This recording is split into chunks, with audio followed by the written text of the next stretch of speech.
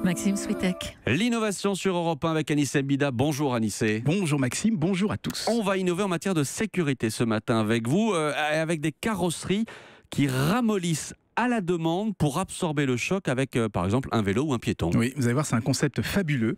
D'abord, il a été pensé pour les voitures autonomes, parce que quelle que soit leur capacité à éviter les accidents, avec leur radar, leur capteur, leur intelligence artificielle, il y aura toujours un cas où elles pourront rien faire. Typiquement, le piéton qui déboule au dernier moment devant soi parce qu'il était masqué par un camion garé, impossible à éviter, ou le cycliste qui tourne sans regarder. Et bien là, la voiture va se rendre compte qu'elle n'a aucun moyen de l'éviter, donc elle va ramollir une portion de la carrosserie, celle où il va y avoir l'impact, ce qui permettra d'absorber le choc et donc de limiter les blessures. Un détail, comment on fait pour ramollir une carrosserie ? Eh ben, on la subdivise en dizaines, en centaines de petits panneaux de quelques centimètres que l'on va monter sur des attaches spéciales qui seront ensuite pilotées par ordinateur. Donc si on veut ramollir une zone, toutes les attaches de cette zone en question vont devenir plus lâches et les panneaux concernés vont s'enfoncer plus facilement.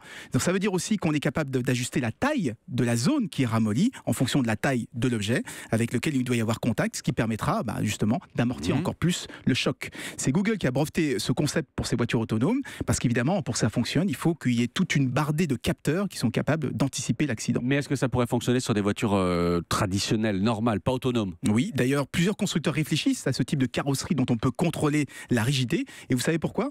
Bien parce qu'elle permettrait d'avoir de bien meilleures notes aux crash tests piétons, ceux qui sont les plus difficiles à obtenir et qui sont énormément valorisés par les consommateurs. Bon, il ne faut quand même pas s'emballer, pour le moment, ce sont que des concepts, parce que créer une carrosserie de ce type, ça coûterait très très cher avec la technologie actuelle, mais ça arrive tout doucement. Au Salon de l'Auto de Genève, dans 15 jours, on devrait voir les premiers prototypes capables de se déformer sur 1, 2 ou 3 zones. Merci beaucoup, l'innovation automobile avec vous. Merci Anissé. À lundi. À lundi. Europe 1.